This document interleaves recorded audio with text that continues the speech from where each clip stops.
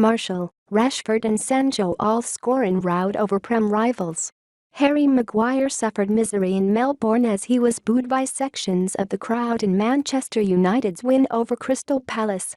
The barracking of the Red Devils skipper started with his very first touch and continued with each of his next three. But after calmly ushering a ball out of play as Palace threatened other sections amongst the 76,499 cheered in his favour. By the end of the first half he was determined to prove a point by getting forward to grab a goal, curling a shot just wide of the right angle. When his image then came up on the screen there were cheers. It is clear, even over here, that Maguire divides opinion. Not with the manager, however, with Erik ten Hag insistent once again on Monday that he will be his captain for the coming season. That came to the disappointment of some who want to see the armband go elsewhere. Maguire is nothing if not determined, though, and goes into the new season desperate to prove himself to the United faithful. Many of them had turned on him in the last campaign, not least when his substitution was loudly cheered when he was brought off against Atletico Madrid at Old Trafford. When he tried to make a point to his critics after scoring against Albania last November, he was even targeted by former United captain Roy Keane. He described Maguire's cupping of his ears as he celebrated embarrassing. His awful 12 months reached sinister levels in April when he had to move out of his family home after a bomb threat. Maguire remains committed to United despite all this, even when there was an outlet this summer when Barcelona wanted to take him as part of a deal with Frenkie de Jong going the other way. A good start to the season could see the tide turn, as United fans never like those outside of Old Trafford having a go at one of their own, even if they do sometimes. One player definitely back in favour right now is Anthony Martial, who scored his third in as many games on the club's pre-season tour. He followed up strikes against Liverpool and Melbourne victory with the opener here at the famous MCG.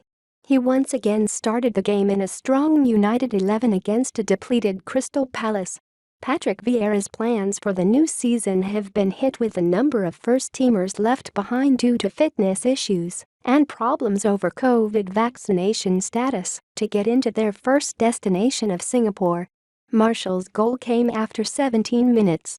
Tyrell Malaysia, making his first start at left-back since his switch from Feyenoord, got forward and chipped the ball across the box to Diogo Dalot.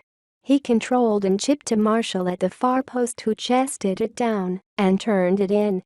A smile, so absent for so long, is back on his face. Having changed his whole outfield at halftime in his first two games, Ten Hag made just one at the break, waiting until the 64th minute to make 7 more. Donny van de Beek coming on for Scott McTominay was the only halftime change. The Dutchman was immediately into the action, setting up goal number 2 on 48 minutes, finishing a slick move with a square ball for Marcus Rashford to turn in his second of the tour. There was some pushing and shoving between both sets of players just short of the hour after Jordan Ayew's over-the-top tackle on Bruno Fernandes, stamping on his foot, earning a yellow card. But United were not rattled. They quickly made it 3 with the goal of the game, and another fine move from box to box which United produced for goals in their opening 2 games.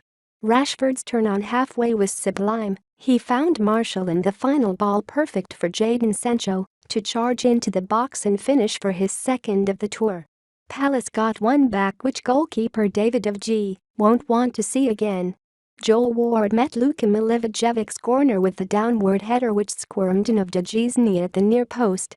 There was a sad end to the game for 19-year-old Will Fish, who had come on as a second-half substitute for United. Fish, who has made just one Premier League appearance for the club, was red-carded as the last man when he fouled Victor Akinwade with 6 minutes to go. Still, another game, another win for Ten Hag.